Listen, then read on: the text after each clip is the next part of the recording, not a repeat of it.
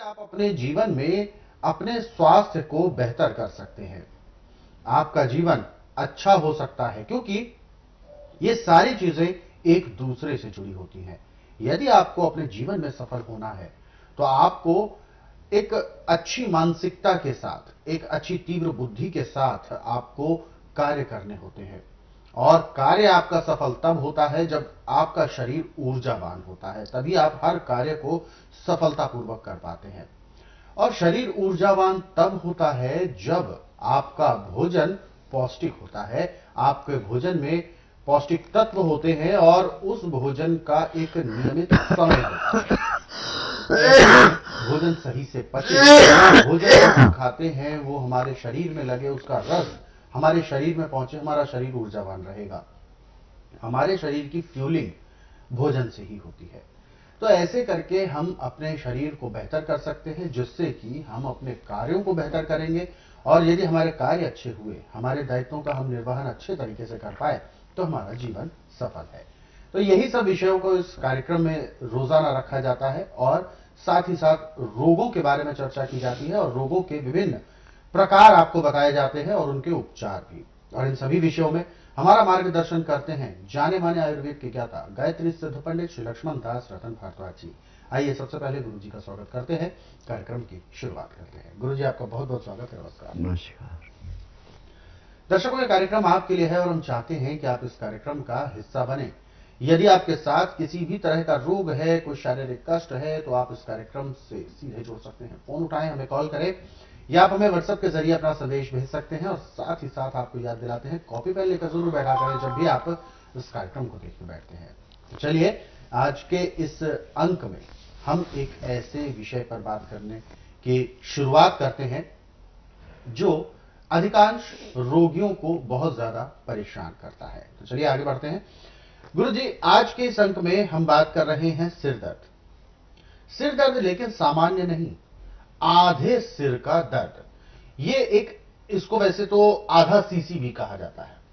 ये एक ऐसा दर्द होता है जिसमें व्यक्ति अपने आप में इतना झुंझला जाता है, जैसे एक पागलपन सा सवार हो जाता है, सोचने समझने की शक्ति क्षीण हो जाती है, बहुत ज्यादा झल्लाहट अंदर होती है। क्यों होता है यह आधे सिर का दर्द? क्या है इसकी वजह? आज सिर में दर्द बाईं साइड भी होता है, दाईं साइड भी होता है। अच्छा, दोनों तरफ?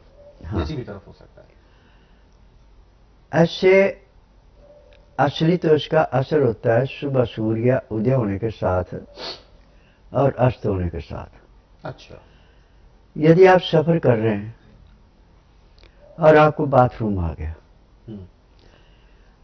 और सुबह सूर्य निकल रहा है, आप सूर्य की तरफ को मुंह करके बाथरूम कर रहे हैं और जितनी देर तक लाल गई सूर्य पे आपकी, उसके ऊपर नजर पड़ गई, आपको सिर दर्द हो गया जी। फिर परमानेंट चलेगा, वो परमानेंट चलता है, वो होगा दाईं साइड। और शाम को जब दिन अस्त होने पे आता है, लालगी आती है, उस टाइम पश्चिम को मुंह करके कर रहे हैं, उस पर निगाह पड़ के आपको बाईं साइड होगा। और ये सूर्य उदय होने पे ये दर्द शुरू होता है। जैसे जैसे सूर्य ज्यादा तेज होता जाता है, ऐसे दर्द बढ़ता जाता है। जब 12 बजे के बाद इसका तापमान कम होता जाता है तो कम होता जाता है, जैसे सूर्यास्त होता है बंद हो जाता है। ये इसका नियम है। ये परमानेंट 24 घंटे नहीं होता, इसका असर एक समय के मुताबिक होता है। हाँ जी। अब आपका सिर दर्द चाहे बाईं साइड है चाहे दाईं साइड है, ऐसे तो हमारे पास इसके लाखों नुस्खे हैं, परंतु जो नुस्खा भी मैं आपको बताने जा रहा हूं उसमें आपका एक भी पैसा खर्च नहीं आना।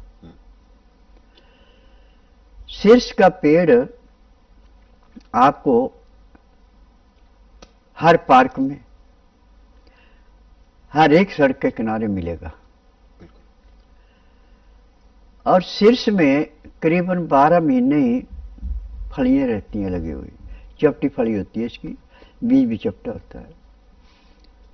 आप इसके बीज निकाल लें 10 ग्राम और इन बीजों को अच्छी तरह पीस के पाउडर बना लें। ये पाउडर किसी डिबिया में या शीशी में सुरक्षित रख ले। इसमें से चुटकी भर पाउडर लेके आप नाक में ऐसे जोर से नुसार लें। आपका सिर दर्द ऐसे समाप्त होगा जैसे जलती अग्नि में पानी डाल के अग्नि शांत होती है। परंतु जितनी देर तक उसका असर है उतनी देर तक तो आपको दर्द नहीं होगा, फिर दर्द शुरू हो जाएगा। तो दिन में आपको कम से कम 8-10 बार सूंघना पड़ेगा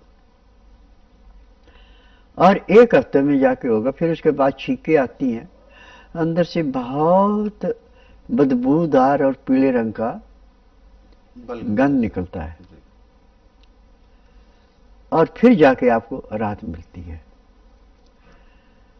अब इसमें यह नहीं है कि आपने ये काम कर लिया, आप आइसक्रीम खा लें या चाय पी लें या ठंडा पानी पी लें या पंखे कूलर के आगे बैठ जाएं तो आपको फिर दर्द बढ़ेगा। तो संयम से नॉर्मल वातावरण में रहना, चाय, कॉफी, मीट, अंडा, तली हुई चीजें, ठंडी चीजें, इनका बिल्कुल सख्त परहेज रहना।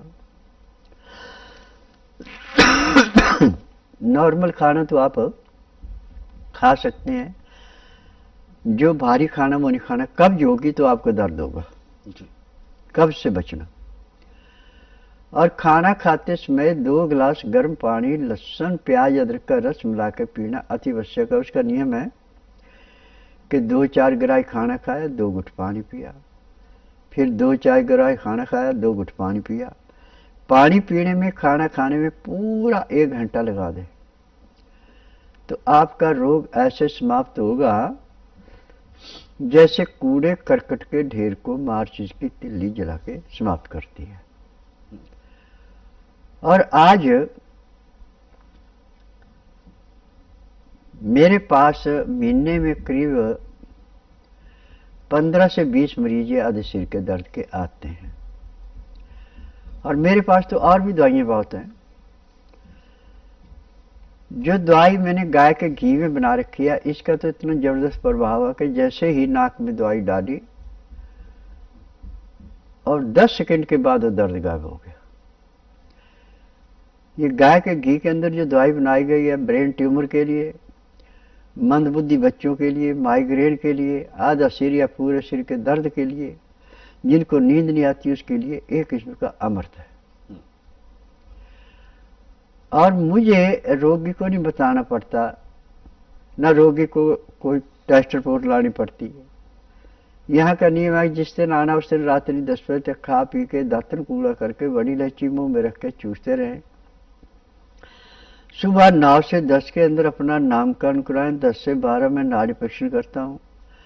नाड़ी परीक्षण में पैर के तलुए से सिर के बाल तक की MRI, CT scan, x-ray, ultrasound, ECG, sonography सब कुछ 5 सेकंड में हो जाएंगे। फिर उसके बाद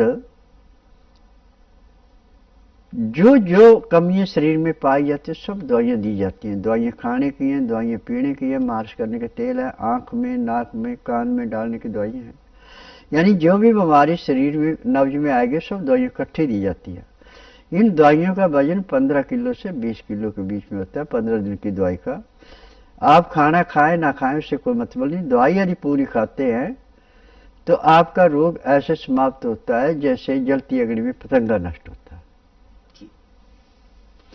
तो बिल्कुल ये जो समस्याएं हैं इसकी वजह क्या होती है, कैसे इसकी शुरुआत होती है, क्या कुछ हम लापरवाही करते हैं जिसकी वजह से हमें परेशानियां उठानी पड़ती हैं, और यदि उन परेशानियों को समय से यदि हम ध्यान नहीं दे पाते हैं तो वो की गई लापरवाही एक रोग का रूप ले लेती है और उसके बाद फिर शुरू होता है परेशानियों का सिलसिला। हम रोगग्रस्त होते हैं और फिर हमें तरह तरह की और ज्यादा परेशानियां घेर लेने लगती हैं जिसका सही उपचार हमें नहीं मिल पाता, क्योंकि व्यक्ति इतना ज्यादा झुंझला जाता है, इतना ज्यादा झल्लाता है अपने अंदर ही अंदर, क्योंकि दर्द से बेनतहा वो परेशान हो रहा होता है।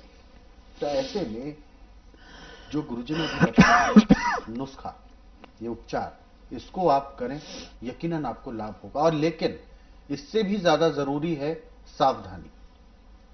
कभी भी जो सूर्य उदय होता है और सूर्यास्त होता है, इस दौरान खुले में आप शौच या पेशाब ना करें। इसके लिए ध्यान रखें, या सीधी नजर आपकी उस समय, जिस समय आप लघु शंका या दीर्घ शंका कर रहे हो, उस समय सीधे आप सूर्य को ना देखें, क्योंकि ये समय सूर्य के पूजन का होता है या संध्या का होता है। तो ऐसे में सूर्य का पूजन हम पवित्र जल से करते हैं, अभिषेक करते हैं, सूर्य की किरणों को अर्घ देते हैं, जल देते हैं।